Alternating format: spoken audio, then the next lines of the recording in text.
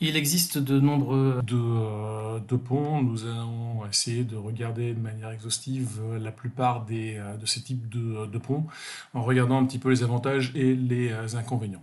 Ce qui est sûr, c'est que l'un des premiers critères, c'est de la portée de l'ouvrage. Donc on commencera plus ou moins par regarder un petit peu la portée de chacun de ces types de ponts qui sont réalisés soit à base de poutres en acier, soit à partir de câbles comme les ponts à haubans ou ponts suspendus, et une petite aparté sur les ponts mobiles lorsque on cherche à avoir un gabarit suffisant pour le passage sous le pont qui ne serait pas possible dans ces cas-là. À l'origine, la plupart des ponts utilisaient des matériaux relativement rustiques, comme les cordes, le bois. Euh, Gros avantage des ponts à cordes et ponts de singe, c'est qu'ils sont faciles à mettre en œuvre. Les ponts de bois un tout petit peu plus difficiles, mais le bois fonctionne très bien en flexion, mais on est limité par les portées. Par ailleurs, ce sont des matériaux qui se dégradent rapidement dans le temps, et ça sous-entend que l'on puisse les entretenir de manière assez régulière. Autre petit souci, notamment sur les ponts à cordes, leur stabilité, qui fait que ce sont des ponts qui sont un petit peu instables, donc pas très très pratiques pour le transport routier par exemple ou autre. Personnellement, comme j'ai le vertige, c'est pas le genre de pont que j'apprécie particulièrement, y compris dans une ferrata. Après, derrière, les constructeurs, notamment pas mal les Romains ou les Génois en particulier, ont construit à partir de la pierre. On a vu le pont du Gard par exemple. Et donc, jusqu'à peu près au 19e siècle, on a construit essentiellement des ponts à voûte. Donc les ponts à voûte qui sont constitués d'une voûte avec une clé de voûte et des claveaux qu'on appelle aussi parfois des voussoirs. L'évolution s'est faite essentiellement sur la forme de l'arc. Au départ, avec des arcs à plein cintre, c'est-à-dire un demi-cercle, de façon à ce qu'on ait une répartition correcte au niveau de la structure, mais pour voir des ouvertures et des volumes moins encombrants, on est passé rapidement avec des poutres en arc de cercle, comme ici, avec une flèche plus faible, on verra pourquoi, et une ouverture un peu plus importante que la flèche. C'est essentiellement un problème de remblai et de poids de ce remblai. Pour pouvoir construire ces ponts, le principal problème étant la portée, on va d'abord mettre en place un gabarit qui va permettre qui sert de cintre et qui va permettre de réaliser la voûte, puisque c'est elle qui va répartir les charges sur les plus appuis de chaque côté. Donc on pose le gabarit, on réalise la voûte en finissant par la clé d'arc ou la clé de voûte. Et ensuite, on va réaliser les tympans. Ce sont les surfaces de chaque côté du tablier. Pourquoi? Parce que ensuite, on va venir remblayer pour pouvoir mettre à niveau la route, la chaussée, d'où un poids énorme, parce que plus vous aurez un gabarit important, plus vous allez être amené à remblayer, donc par conséquent, plus vous ramenez de poids. Une des petites variantes consiste à faire ce qu'on appelle des ponts génois, forte pente de chaque côté, ce qui a pour inconvénient du coup de poser éventuellement des problèmes pour le transport, parce que localement, vous avez des pentes importantes à gravir. Mais rapidement, depuis à peu près le début du 19e siècle, sont apparus des matériaux beaucoup plus performants, notamment la fonte, qui a été remplacée ensuite par l'acier, ainsi que plus tard, au début du 20e siècle, le béton armé puis précontraint, qui ont permis, avec une amélioration aussi des connaissances en termes de structure, de RDM, et sur les matériaux à proprement parler, d'améliorer d'améliorer les performances des matériaux en leur donnant aussi des formes plus adaptées qui permettent d'améliorer l'inertie, puisque le gros problème étant la portée, c'est via l'inertie que l'on va pouvoir reprendre les efforts. Les plus rustiques d'entre eux, ce sont ce qu'on appelle les ponts cadres, qu'on reverra juste après. Ils représentent la grande majorité. Si grosso modo, les ponts cadres représentent 75% des ponts français, on peut considérer que, et je vous ai mis une petite étude belge dans le PowerPoint, on peut considérer que les ponts en béton sont grandement majoritaires, représentent à peu près 90%, dont 75% sont des ponts cadres. On verra, c'est des ponts qui sont relativement économiques, mais qui ont quelques petits défauts par ailleurs. Dans l'objectif d'améliorer les portées, la première idée, c'est ensuite d'alléger un petit peu les ponts cadres en utilisant ce qu'on appelle des ponts dalles, c'est-à-dire une dalle de béton armé qui forme le tablier. Et on va pouvoir monter comme ça jusqu'à une trentaine de mètres de portée. Viennent ensuite des ponts à poutres. Alors pourquoi? Parce que, comme pour un plancher, on va augmenter l'inertie localement, les fameuses poutres, et on va garder une dalle moins épaisse pour réaliser le tablier. Donc les ponts à poutres en béton, armés, voire en béton précontraint. Puis ensuite, les poutres, les structures mixtes, donc mixtes béton et acier, où les poutres sont remplacées par des poutres qu'on appelle des PRS, des profilés reconstitués soudés métalliques. Et puis ensuite, on a toute la partie pont à caisson, où là, on augmente encore un petit peu plus l'inertie. Et notamment, c'est le cas des ponts à voussoirs, qui sont parfois utilisés. Petite variante là, en l'occurrence, c'est pas tout à fait l'inertie qui est en jeu, c'est le fait de diminuer la portée en faisant une béquille, c'est-à-dire en fait un appui intermédiaire incliné. Donc on verra aussi, on peut monter jusqu'à 250 mètres avec ce type de pont. Au-delà, on passe avec des formes plus élaborées, avec les ponts arcs métalliques ou béton, et un tablier qui est posé sur l'arc ou suspendu à l'arc. Donc on reviendra dessus parce que le matériau utilisé pour l'arc va conditionner la façon dont on répartit les charges. Je rappelle que l'acier tient très bien en traction, par contre le béton lui très mal. Voilà pourquoi ces formes doivent être réfléchies en fonction du matériau que l'on va utiliser. Donc quand même jusqu'à 500 mètres de portée. Au-delà, il va falloir passer avec des ponts à haubans. Donc les haubans étant soutenus par des pylônes, ce qui permet comme ça de monter jusqu'à 900 mètres de portée pour les pylônes. Au-delà, ce sont les fameux ponts suspendus, avec le record actuel détenu par un pont au Japon qui a une portée de 1991 mètres, presque 2 km de portée. Pour l'instant, non égalé. Par contre, ne confondez pas la notion de portée avec la longueur du pont. Le plus long pont du monde se situe en Chine. C'est un pont qui a été réalisé en 2018 pour relier Hong Kong à Macao et qui fait 160 km. Mais les portées sont plus faibles, bien plus faibles. Et donc, ce n'est pas le record en matière de portée, mais en matière de longueur du tablier pour le coup. Pour information, le plus haut pont du monde, c'est le pont de Millau. Mais c'est un autre problème.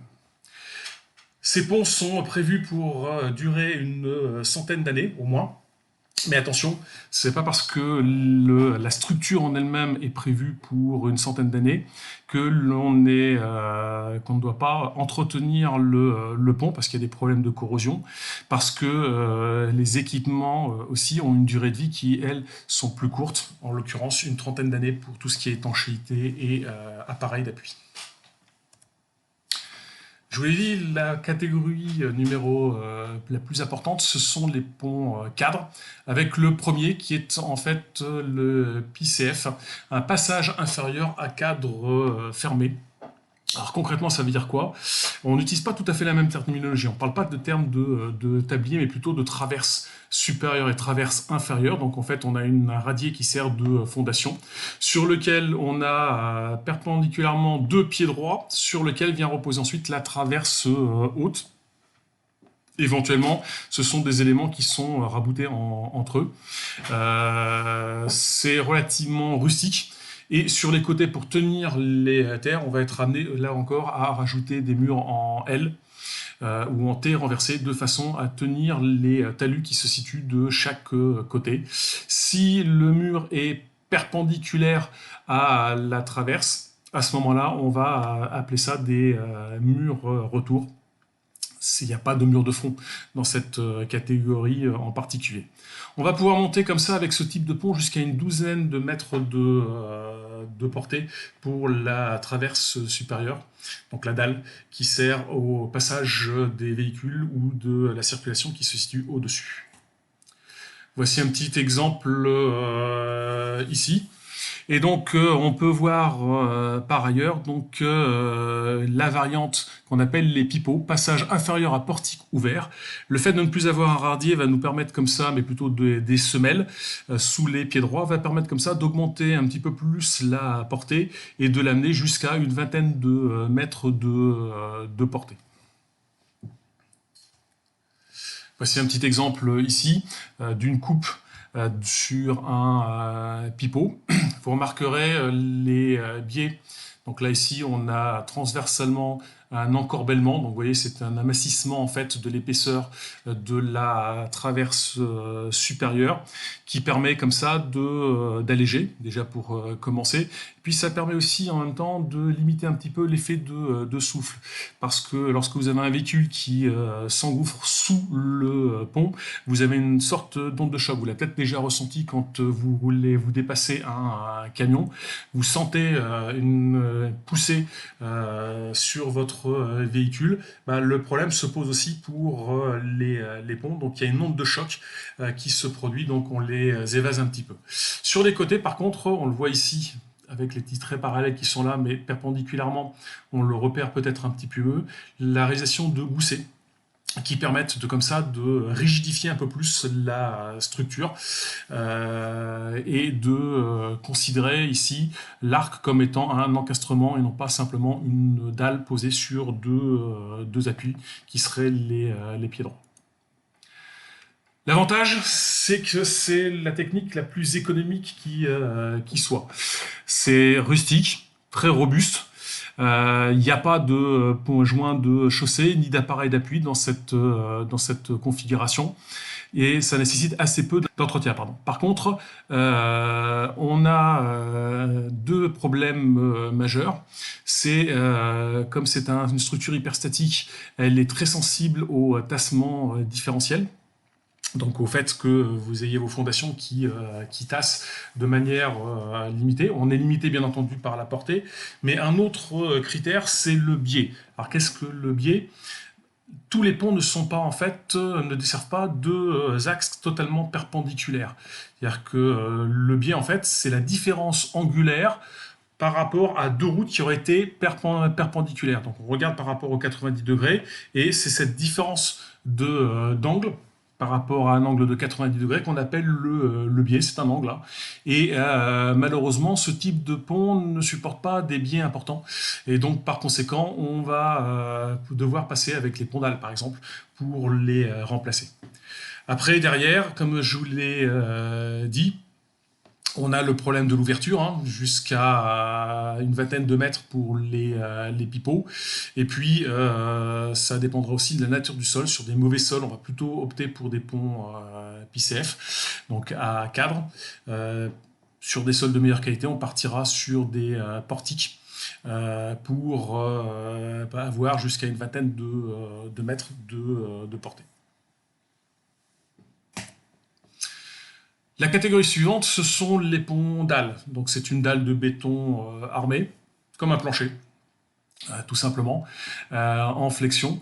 Alors on a deux catégories, les PSI-DA, donc passage supérieur ou inférieur à dalle armée, et les PSI-DP à dalle pré-contrainte. PSI, ça veut dire, vous le retrouverez fréquemment, c'est passage supérieur-inférieur. Ce sont des dalles qui peuvent aller jusqu'à 18 mètres de portée. Là encore, si vous avez une dalle continue, à ce moment-là, vous pouvez bénéficier de l'hyperstaticité et monter jusqu'à 18 mètres. Si vous avez juste deux travées, vous serez limité à cause de l'hyperstaticité à 15 mètres de portée maximum.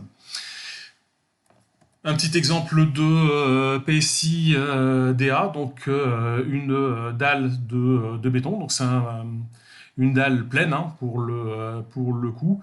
Ce qui va être important, c'est l'épaisseur de votre tablier, de façon à avoir suffisamment de rigidité par ailleurs. Et puis on a à côté un PSI-DA à encorbellement latéral. Alors l'encorbellement latéral, c'est ça. C'est ce que vous avez ici. Pour gagner en poids, on va réduire, parce que les moments de flexion sont plus faibles, on va garder une partie avec une épaisseur relativement conséquente, et ensuite sur les côtés, on va commencer à amincir, c'est ça qu'on appelle l'encorbellement latéral. Ça c'est aussi avec les charpentes métalliques dans certains cas, on en verra. Et ça permet de gagner un petit peu en poids en gardant quand même une certaine rigidité de l'ouvrage. Ce sont des ponts qui sont à inertie constante, donc on n'a pas d'optimisation de l'inertie grâce à la forme. On a vu donc les deux formes qui étaient possibles, et l'épaisseur va dépendre du coup de la plus grande portée, avec des épaisseurs qui oscilleront entre 45 cm et 1 mètre d'épaisseur. Au-delà, c'est comme pour les planchers, c'est-à-dire que ça devient déraisonnable d'augmenter artificiellement l'inertie en augmentant l'épaisseur, puisque vous augmentez le poids de l'ouvrage. Donc là ici vous avez en fonction du type, donc dalle en béton armé ou dalle en béton précontraint, les lancements entre la portée et l'épaisseur que vous pouvez envisager pour votre pont à dalle. On a ensuite l'idée, un peu comme les dalles alvéolaires, d'essayer d'alléger le poids de la dalle en l'évidant ou en créant des nervures, qui est en fait le début des poutres.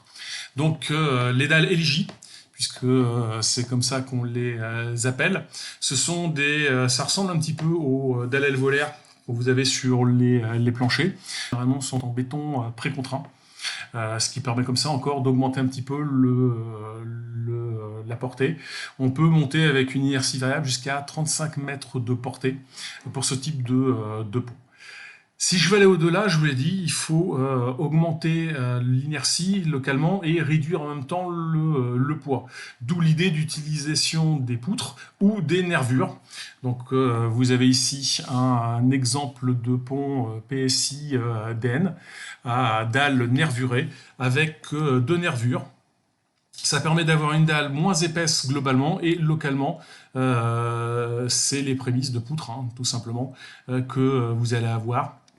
Donc c'est une catégorie qui peut monter jusqu'à une cinquantaine de mètres de portée. Voici un exemple de coupe sur plan dalle. Ça ressemble un petit peu à ce que j'ai utilisé avec vous. Avec donc notre tablier. Vous vous souvenez ce que je vous avais dit? Les altitudes, c'est une coupe qui se fait en développé le long de l'abscisse curviligne.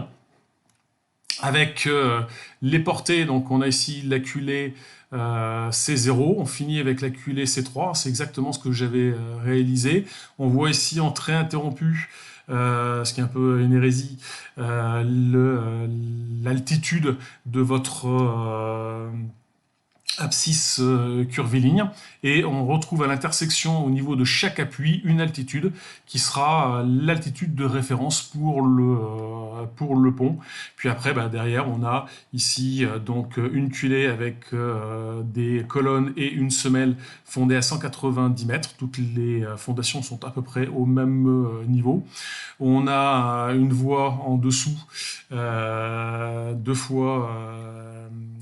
voies une dans un sens, une dans l'autre.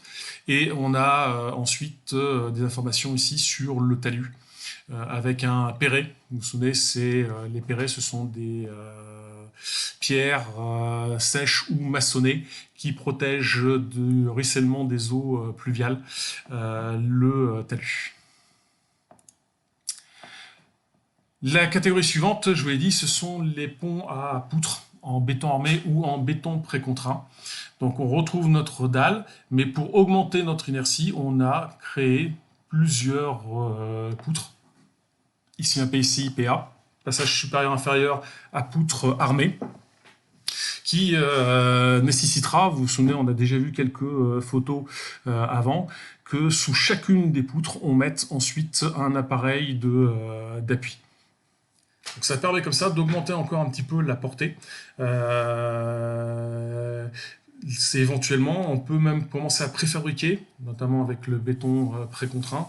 On peut préfabriquer, mettre en place ces poutres. Donc on préfabrique généralement les retombées, comme pour un plancher. Et ensuite, on vient couler. On va utiliser des prédales pour servir de coffrage. Ça évite comme ça de devoir mettre des étaiements pour mettre un coffrage. Ça permet de gagner du temps. C'est une technique assez souvent utilisée, surtout quand on n'a pas envie de réaliser de coffrage pour la dalle béton à proprement parler. La catégorie suivante, on remplace en fait les poutres béton armé ou en béton précontraint par ce qu'on appelle des profilés reconstitués soudés, PRS. C'est en fait une charpente métallique, on a mis des poutres métalliques, mais pour que ça puisse fonctionner, il faut impérativement qu'il y ait une liaison entre la dalle de béton qui sera coulée au-dessus et les profilés reconstitués soudés qui sont en dessous. Et donc, par conséquent, on va devoir ajouter ce qu'on appelle les connecteurs. On les verra sur une photo juste après. Donc là, ici, on a un premier exemple de bipoutre. On reviendra sur cette notion d'entretoise et de pièce de pont, puisqu'ici, c'est une pièce de pont, ou d'établier avec une forme, avec un encorbellement aussi. C'est tout à fait possible sur le principe. Et on retrouve cette notion d'élancement entre la portée et la hauteur de votre profil. Bien entendu, on ne va pas pouvoir utiliser des profils type Otua, des IPE comme on l'aurait pu le faire.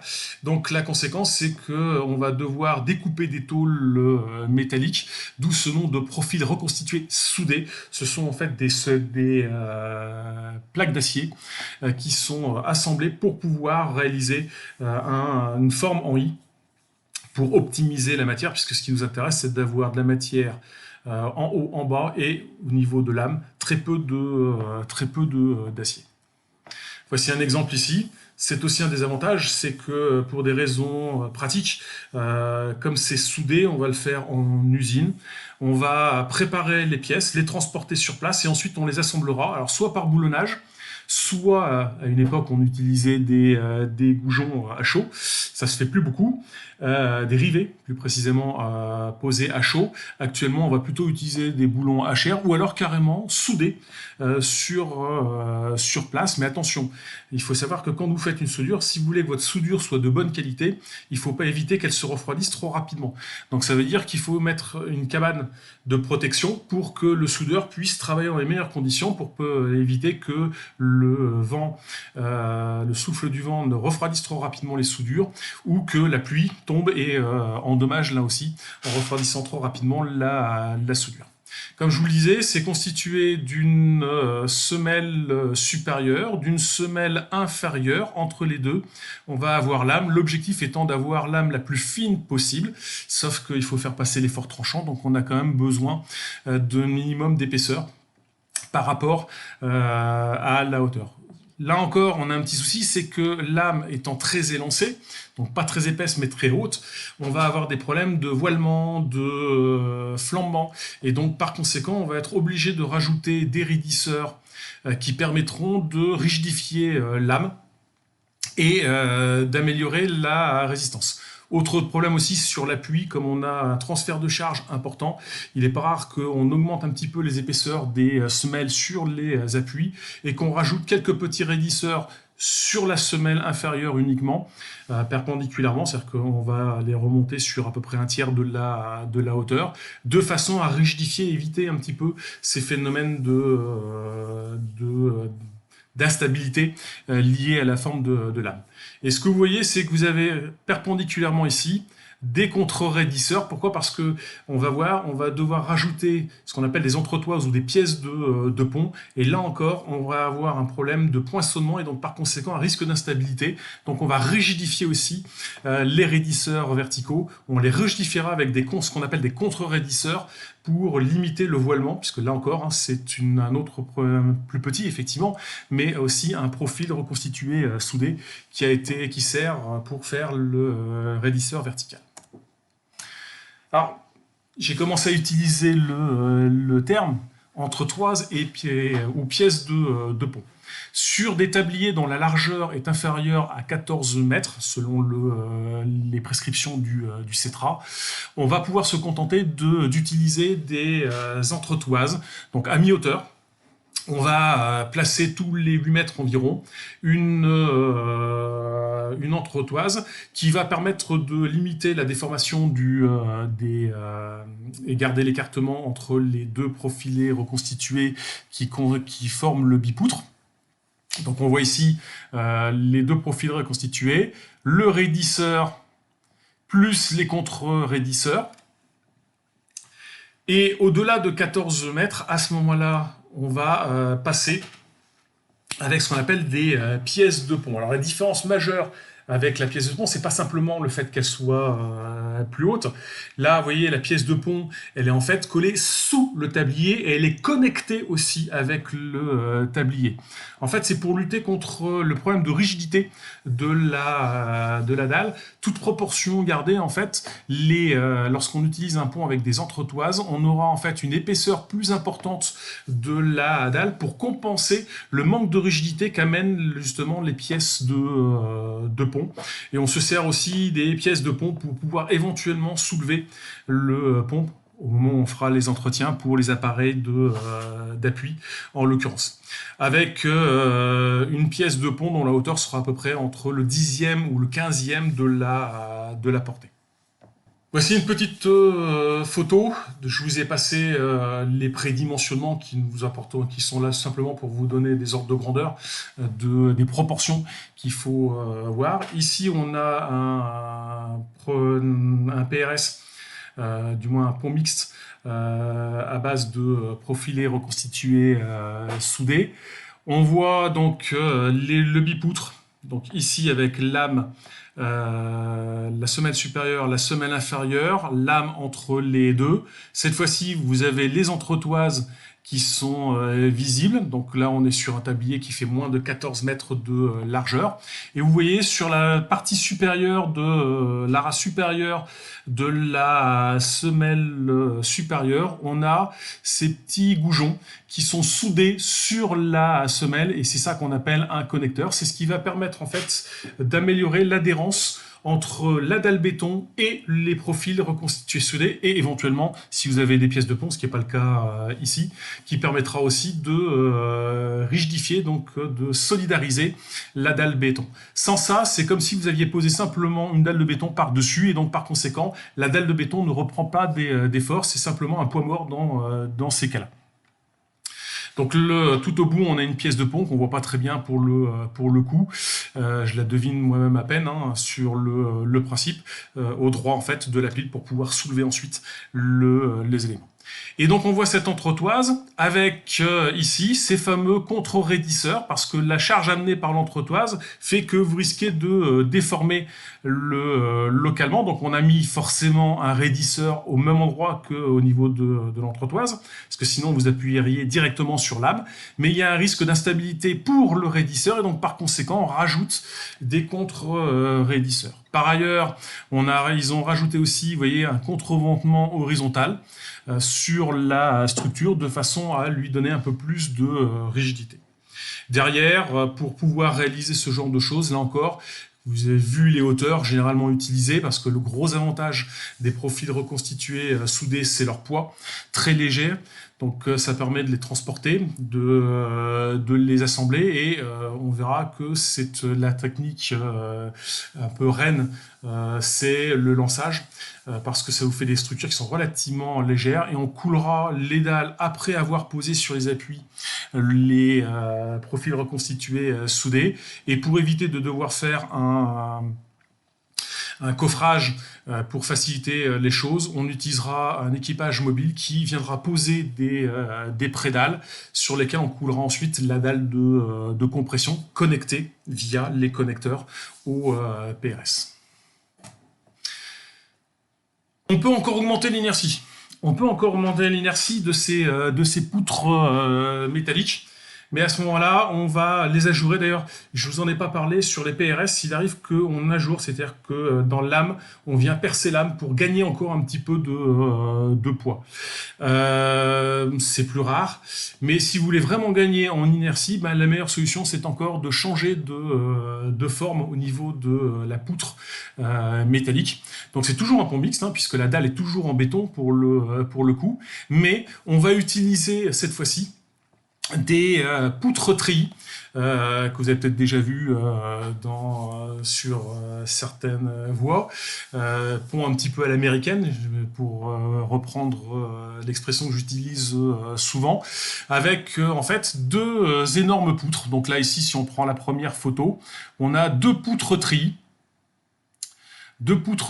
avec un contreventement horizontal et vous retrouvez ici une dalle béton qui a servi. Alors, il y a deux possibilités, soit la dalle béton est en dessous, ce qui est plus stable d'ailleurs sur le principe, ou comme ici sur la photo qui est juste en dessous, vous avez une dalle béton qui elle est coulée sur les arras supérieurs de ces poutres.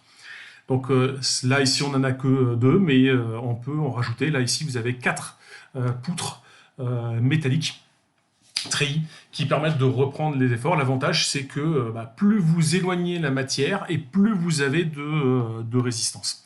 Donc on va avoir un minimum la corde supérieure, la corde inférieure, et entre les deux, on va mettre des diagonales, et toute l'astuce, toutes les variantes qui existent, consistent en fait à mettre ces diagonales de manière un petit peu différente.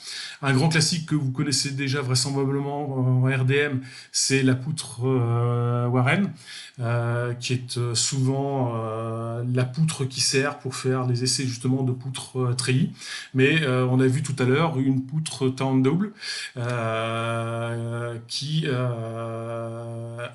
est une variante de ce type de pont. Après, vous avez énormément de variantes qui existent. Sur le principe, je vous rassure, je ne vous demande pas de me retenir par cœur, c'était simplement pour illustrer ces différentes possibilités de diagonales, d'utilisation des diagonales. Ça a un côté plus esthétique pour le coup. Autre petite poutre un petit peu particulière, un pont à poutre, c'est les ponts cantilever. Alors ce sont en fait des ponts à poutre en porte-à-faux. Alors qu'est-ce que ça veut dire? Le cantilever vient en fait de l'anglais. Vous avez en fait ici une poutre avec deux porte-à-faux de chaque côté, d'où le nom de poutre cantilever. Et ces deux poutres en fait vont d'un côté reporter leur charge avec un contrepoids pour reprendre l'effort.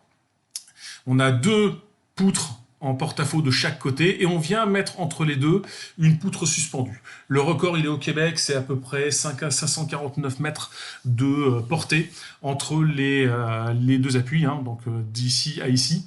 Vous avez à peu près 549 mètres de portée.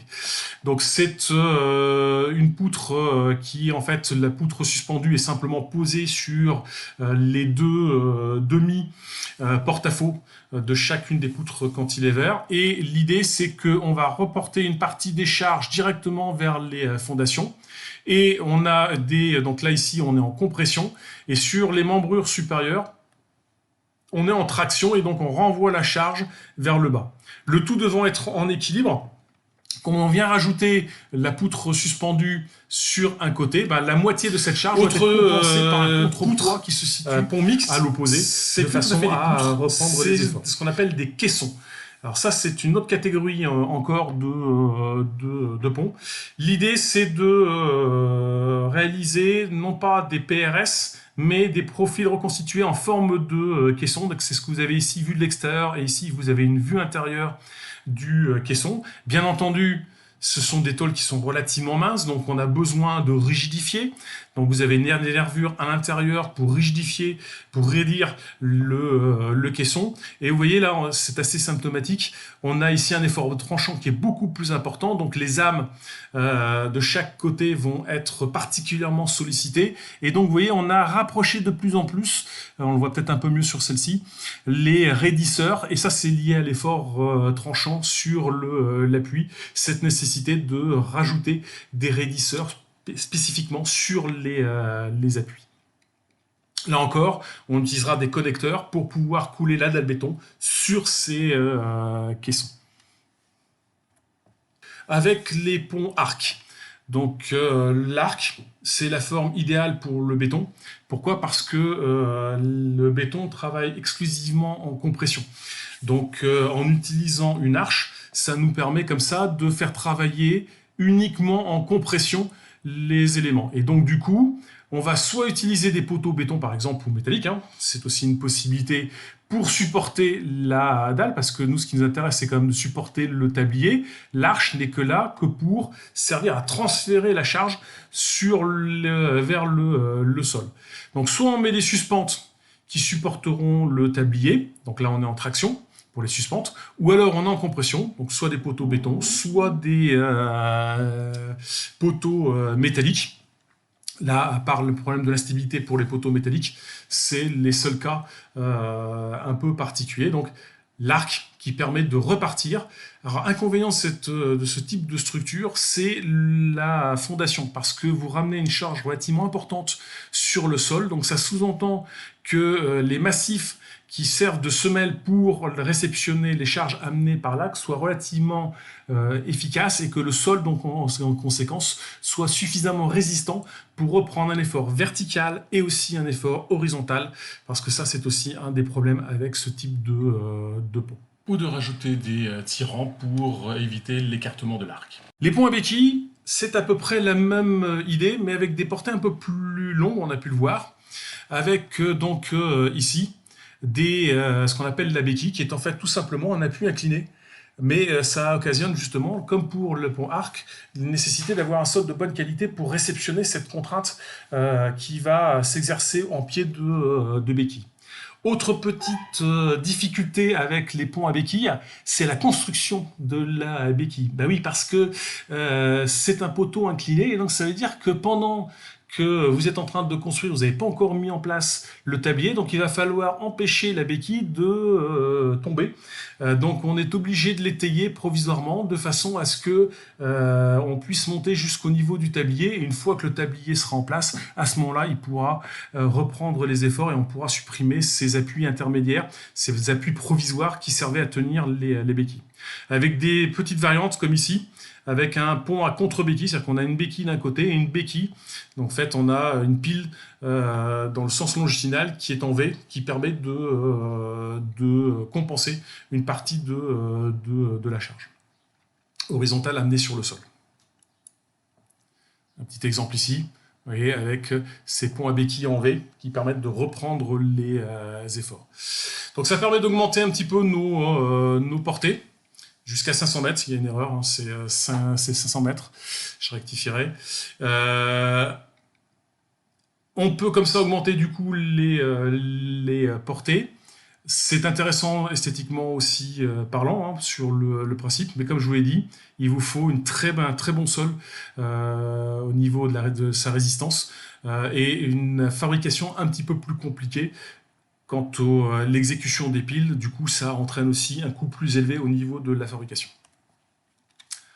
Grande catégorie, les ponts à voussoirs. C'est pas tout à fait des ponts à caisson. D'ailleurs, on peut faire des ponts métalliques aussi en forme de voussoir. Et il y a eu aussi quelques exemples où on a mélangé béton et acier, notamment pour les âmes. sur les côtés. Donc les ponts à voussoirs, ce sont des voussoirs en béton armé qui seront ensuite précontraints. C'est-à-dire que les voussoirs sont des éléments, des pièces qui vont être assemblées, comme ici sur la photo, et on va les assembler à l'aide de précontraintes.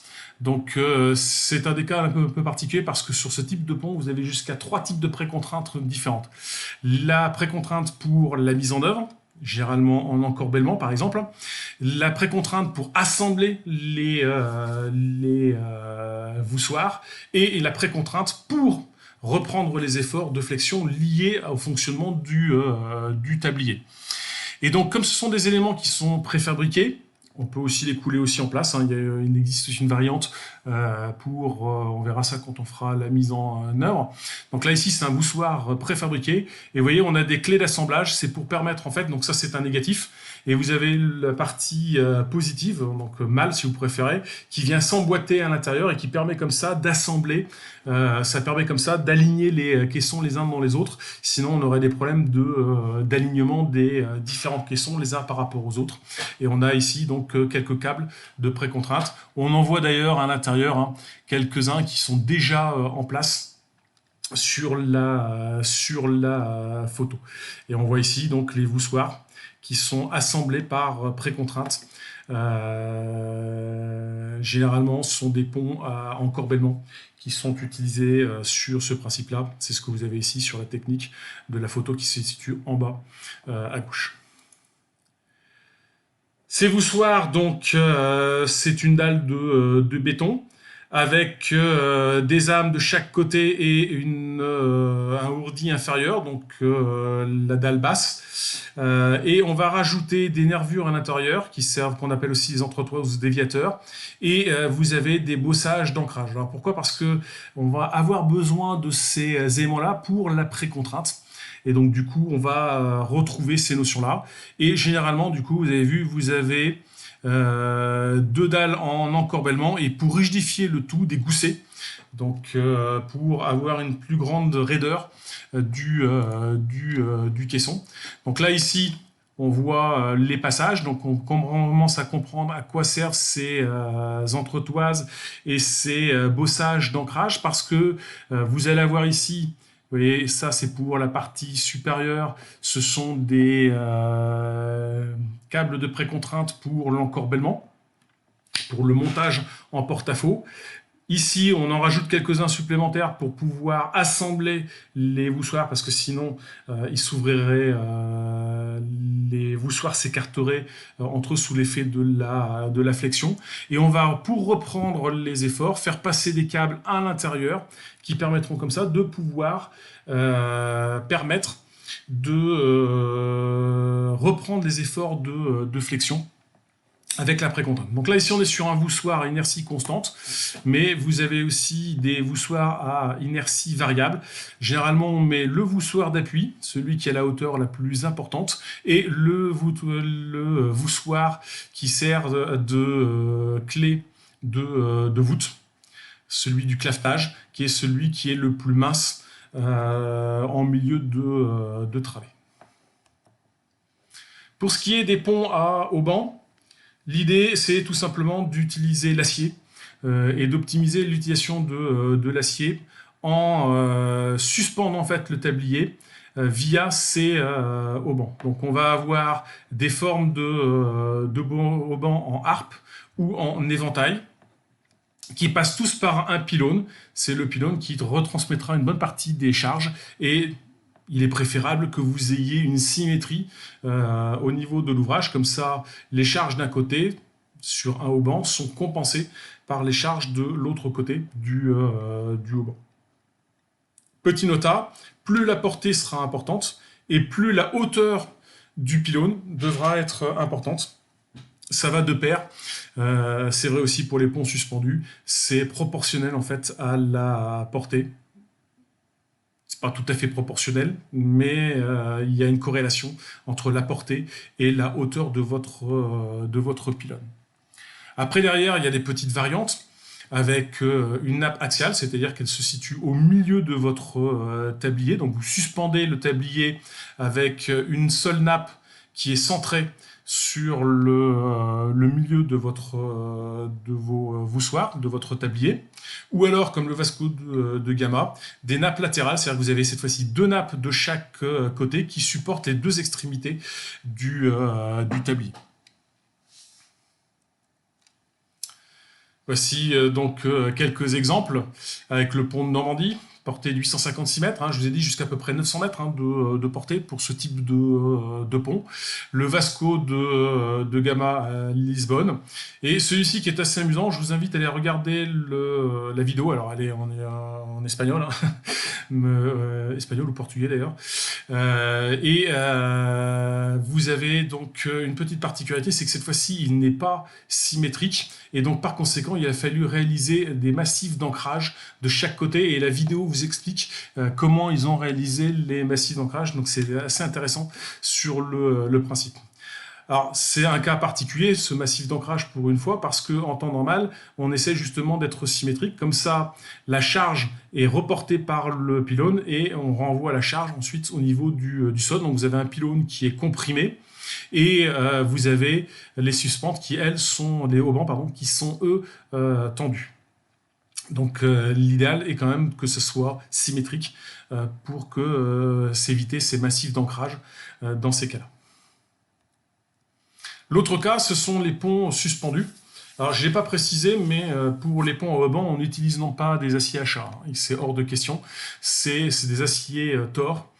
Et de permettre comme ça, un peu comme un câble de vélo, hein, ça vous donne une certaine sécurité parce que même si certains câbles lâchent, l'ensemble du câble continue à être porteur.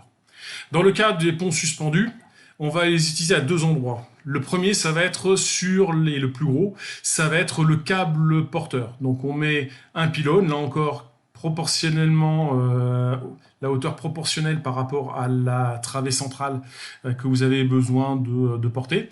Donc la forme est un peu particulière hein, pour optimiser la contrainte dans l'acier.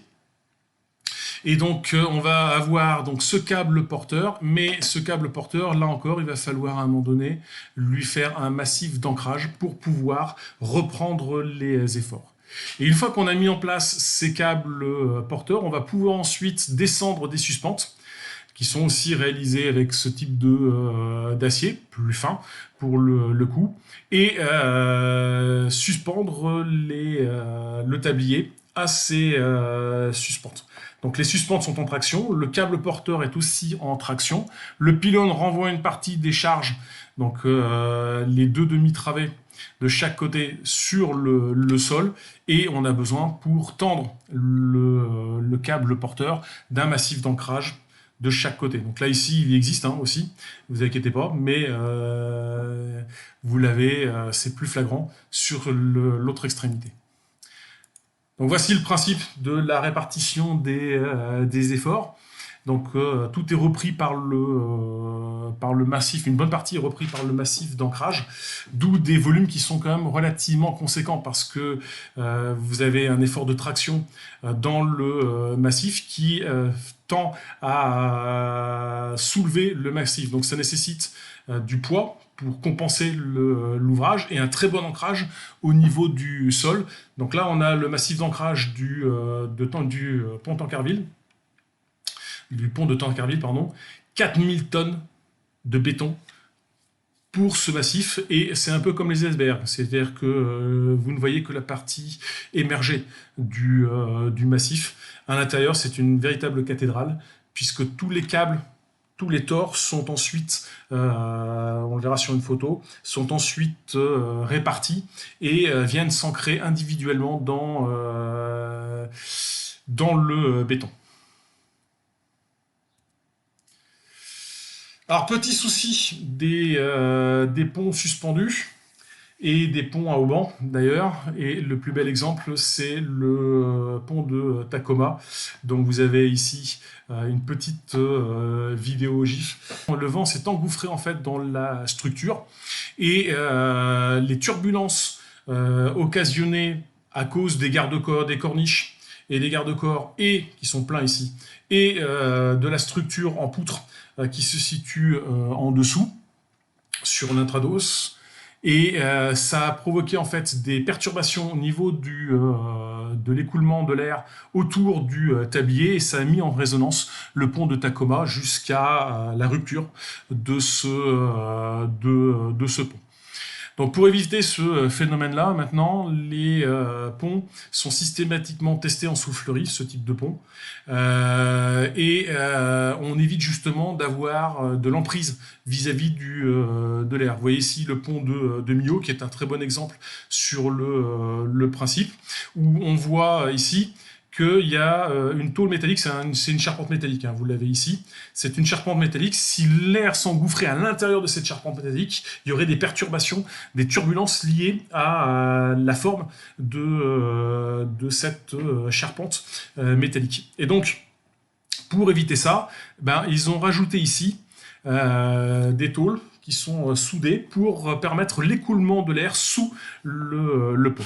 Qui plus est, ces tabliers sont généralement, comme l'air est obligé de circuler plus rapidement, en fait, ça va mettre en tension les suspentes ou les haubans.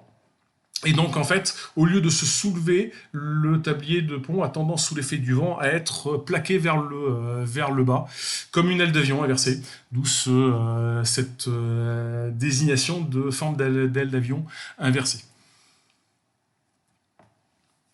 Je vous l'ai dit, les massifs d'ancrage sont quand même relativement importants. Là, on est sur un pont du côté de Hong Kong. C'est un pont, je vous avais dit que si on pouvait mélanger deux choses. Donc, on a sur la partie supérieure un viaduc et sur la partie intérieure, c'est un pont à caisson avec donc une structure métallique avec donc une voie ferrée à l'intérieur même du caisson. Donc, c'est un pont suspendu. Et on peut voir ici son massif d'ancrage. Alors il y a une petite particularité, c'est qu'il fait quand même 150 000 tonnes pour une portée centrale d'un kilomètre 300. Et le massif fait quand même 150 000 tonnes de béton. Et je vous l'ai dit, l'essentiel est en fait enterré. Et pour pouvoir réaliser cette opération, comme on est sur les bords d'un fleuve, la difficulté, c'est l'eau. Donc généralement on fait des parois moulées, on fait pas des rideaux de pas de planche pour pouvoir se mettre en sécurité. Là ils ont congelé le sol pour pouvoir creuser à l'intérieur, couler le massif avant de décongeler le sol et que l'eau puisse reprendre sa position. Donc vous imaginez la charge la traction qu'il peut y avoir. Et ce que vous voyez ici, vous voyez, c'est les tors. Comme ce sont des multifilaments, ils ont tous été ensuite éclatés de façon à être ensuite répartis et ancrés indépendamment dans un voile. Vous avez un exemple ici de principe avec le câble qui arrive et ici les attentes pour réceptionner ce câble. On aura l'occasion de regarder sur la précontrainte comment on fait ce genre de choses. Et là, ici, vous voyez, dans la chambre, vous avez les aciers qui commencent à se séparer les uns des autres pour pouvoir être ensuite ancrés dans le massif. Donc ici, vous avez un exemple du massif. Bon, petite catégorie amusante, rien que sur le principe. J'ai trouvé des petites vidéos, donc il y a des liens. Hein. Vous pouvez cliquer sur le lien pour retrouver toutes ces animations GIF et des exemples d'ailleurs, parce que j'ai pas toujours utilisé les mêmes exemples qu'eux, avec des ponts basculants. Donc celui-ci est un peu particulier quand même sur le principe. Bon, on connaît un peu mieux les ponts basculants classiques, soit à double tablier, soit à simple tablier, avec un pont basculant un petit peu particulier aussi, ici. On a les ponts tournants, grand classique aussi des ouvrages, et les ponts levants, donc comme le pont Gustave Flaubert à Rouen ou celui qui est plus récent de Chalban-des-Mas à Bordeaux, où l'idée c'est que le tablier est soulevé pour laisser une ouverture supplémentaire dans ces cas-là. Autre cas un petit peu particulier, les ponts levis. Ah, pour le petit humour, c'est pas le Lévis, bien entendu. Mais vous avez aussi des ponts accordéons. Donc là, je vous invite à aller regarder le site directement sur lequel j'ai été chercher. Des ponts submersibles, c'est-à-dire qu'au lieu de se soulever, il descend. Ou des ponts rétractables, qui permettent toujours de laisser le passage. Généralement, c'est pour des gros gabarits, donc c'est souvent sur les fleuves pour faire laisser passer certains bateaux, globalement. Puis un cas un peu particulier du pont à pendule, qui est une petite variante du pont-levis assez amusante. Ça clôt notre chapitre concernant les différents types de ponts. On se retrouve derrière pour voir comment on exécute, quelles sont les méthodes que l'on peut utiliser pour fabriquer, sachant qu'il y a énormément de variantes possibles en croisant toutes les possibilités qu'on verra.